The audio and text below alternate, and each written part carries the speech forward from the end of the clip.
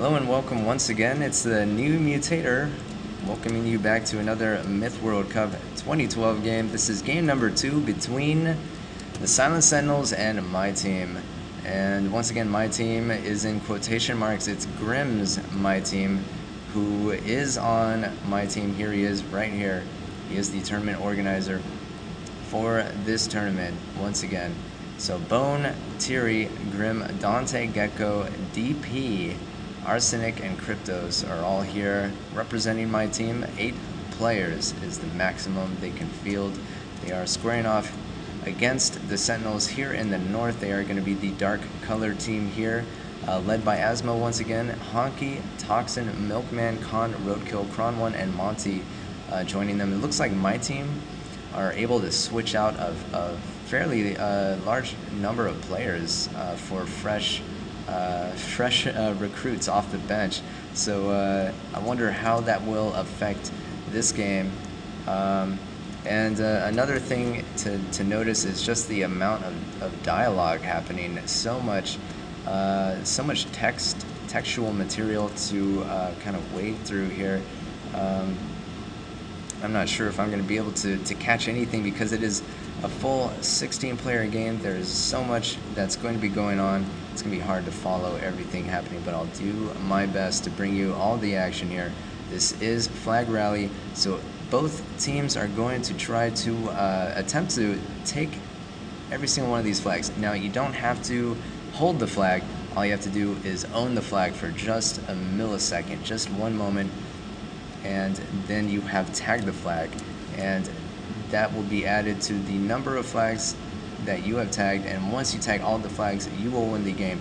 The other way to win is to just simply annihilate the opponent's army, and if that happens, then you win by default. So having said that, let's take a look here.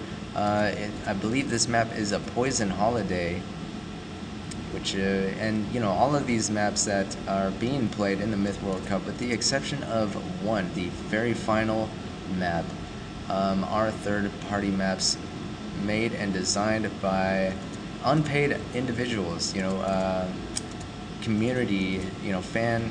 I don't know what I'm saying. They're made by players, essentially. So so it's very interesting to see this in a tournament of this caliber. Now these are fire arrows, and they can be picked up at the beginning by the archers of both sides. And here we see the fire arrows for the Sentinels here. And so both sides are going to start on a flag, and then they're just going to fan out and just try to take as many flags as possible. Here we see a white. Bone is actually going to be using this white to sink him in the water. Probably there's deep water here where he can hide without being seen. And whites obviously are undead. They don't need to breathe, so it's a good place for them to just kind of stay out of the way and come out when they're needed and explode, rendering an unsuspecting army, well, essentially just killing them. So kind of an unusual, I mean, I guess most of the time we see the whites melted into pus like we see here, but every once in a while they will be utilized in their, I guess, their natural form. I would say still alive, but they are undead, so not really alive, but animated. And it looks like Grimm's my team is struggling somewhat. I mean, Rabican is obviously sitting out. I guess he drank a ton of tequila or something like that, and you know, maybe his teammates feel like he cost them the game, because Sentinels were able to hold at the last minute and push and take out the flag of my team, even though they were down by 10% or more at 2 or more points throughout the game.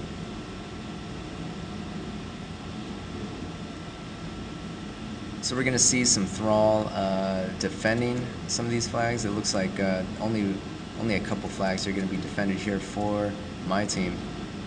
And for the Sentinels, we're going to have some defense here on their home flag, but not that much elsewhere except for flag number 3. So both teams really just defending 2 flags, and with the remaining units just kind of pushing out and seeing what can be seen, and hopefully, you know, trying to sneak through and get into the enemy territory, destabilize them, and you know, open up some avenues for taking these flags here.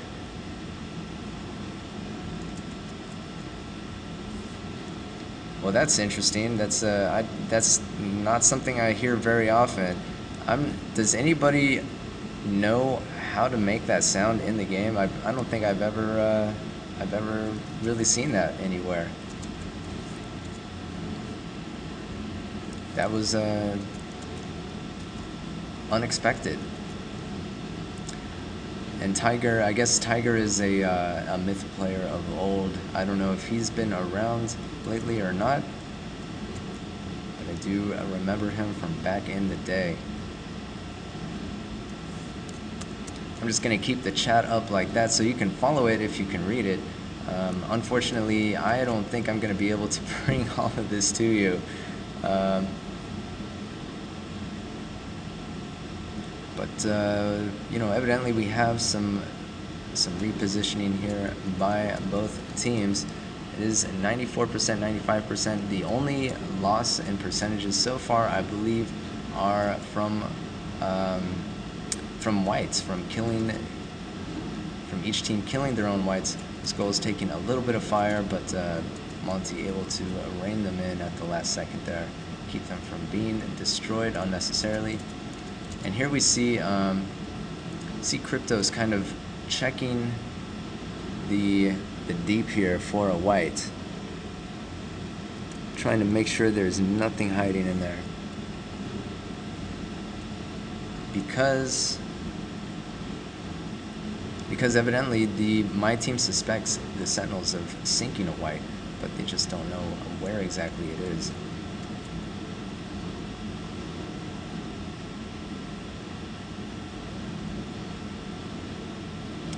Some action going on up here.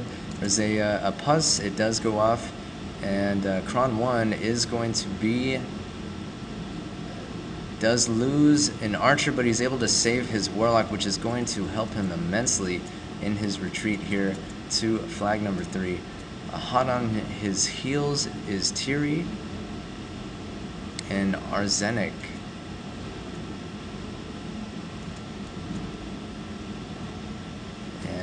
Thierry does have a Pusco. He's going to relentlessly pursue that warlock, and he is able to take him out with a well-placed Pus shot there. This is going to be interesting. I'm not sure who has the advantage here. Both sides have these Heron guards, and both, it looks like they're going to be trading archers. And it looks like Thierry and my team is going to be, they're going to be on the run here, trying to get away from the superior in numbers melee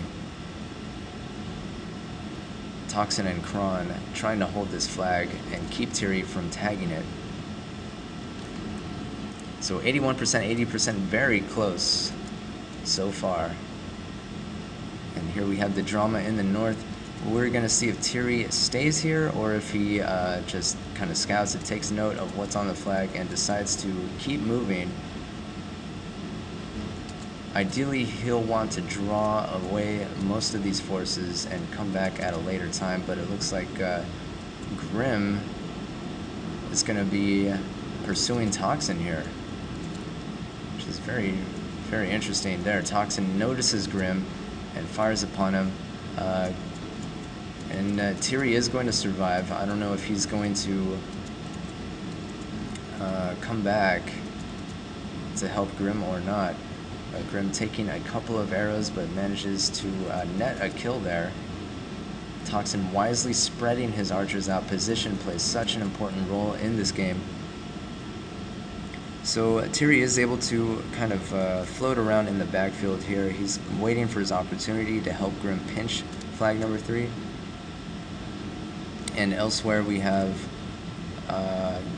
you know, Bone able to slip through and scout. He does have some pus. There's Asmos Dwarf on the home flag there.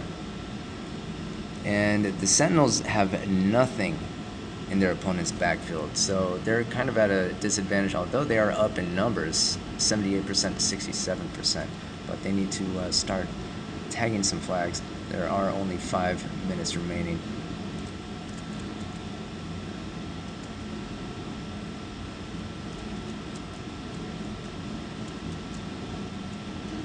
There are just so many Warlocks here for the Sentinels. They have 3 Warlocks here in the west, and there's only 1 Warlock for well, I'll make that 2 Warlocks for my team, just sitting there, keeping the other side from moving. But all the action is going to be on this flag here as Grim moves in. Looks like Toxin's archers were taken out, and it looks like my team is going to be able to take this flag as Kron and company will abandon it. Although Khan taking out Grim's Warlock with a nicely placed shot there. Kind of a double pinch there. Really well done by the Sentinels there. Luring in my team, making them feel complacent, and keeping the flag in the end. Very well done.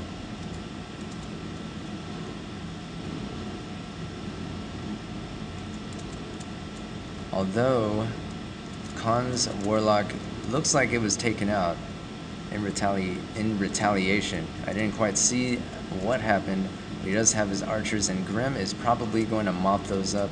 So my team, oops, let's see, my team is still kind of in a, Thierry doesn't engage just yet. He is out of root, so he will not be able to heal that Heron up, but he does vet up on a kill there. Sentinels are not that coordinated here for an attack from a single player. Thierry might be able to micro this and take them out completely. Uh-oh. And Kron 1 steps off the flag. Thierry takes flag 3, and my team only needs this home flag.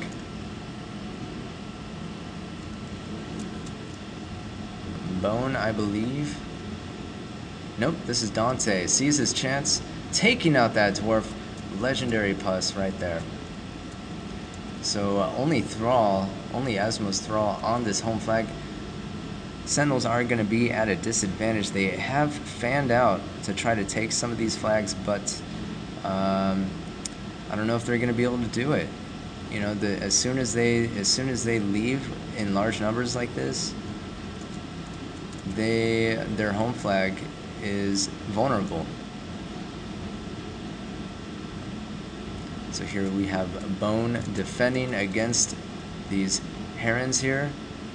All he has is 1 Dwarf and 2 Thrall. And he's able to take out 2 Heron Guards so far.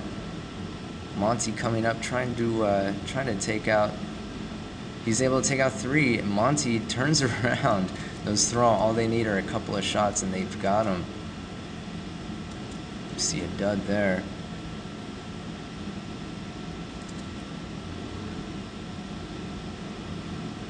If only he had that root. If only he had picked up that root there.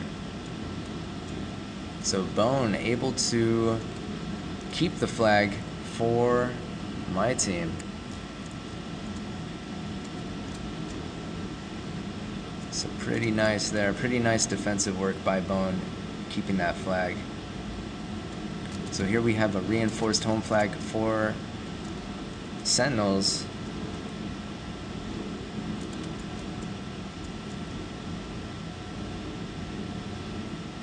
But there are units on the way trying to reinforce this home flag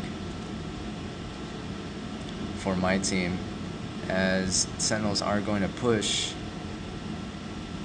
Oh, and Monty walks right into that. Nice throw there, nice control click by Bone, and taking out that Heron. Just anticipating where he was going to move, that he was going to take that route, and taking him out at the last second before he was able to heal. So far, Bone is doing a fantastic job defending this flag. My team's probably content just to sit, keep them from taking this flag, and not even press on their home flag. And that is probably what they're going to do. Sentinels are able to overwhelm this home flag and take at least one flag here, but in the end they needed two. And just not able to get enough to this flag out here. They are going to, I guess my team was pressing on flag number 2, but unable to get it in the end. However, they did get victory imminent first, so they will take the game. It's now tied up at 1. Some very good play there by both teams. I mean, let's look at this: 50 kills, 51 losses. 44 kills, 55 losses. So, you know, pretty close there in terms of army size throughout the majority of the game. The series is tied so far at 1 game apiece. For the Sentinels, it looks like Kron1 and Khan doing very well. Kron1 getting kills and Khan getting damage. 133 damage is nothing to scoff at once again. And the rest of the team kind of, kind of static. Looks like Monty taking a lot of losses there, especially at the end. To Bone, who did a very good job at keeping that flag alive for my team. They did lose the flag eventually, but they were able to stall the Sentinels long enough for them to only tag this flag and not tag the remaining flag that they needed, which the Sentinels would have been able to do had they tagged the my team home flag early enough. So that was pretty much the deciding factor there. Grim, 14 kills is kind of a lot. Only 4 losses for Grim, so doing very well there.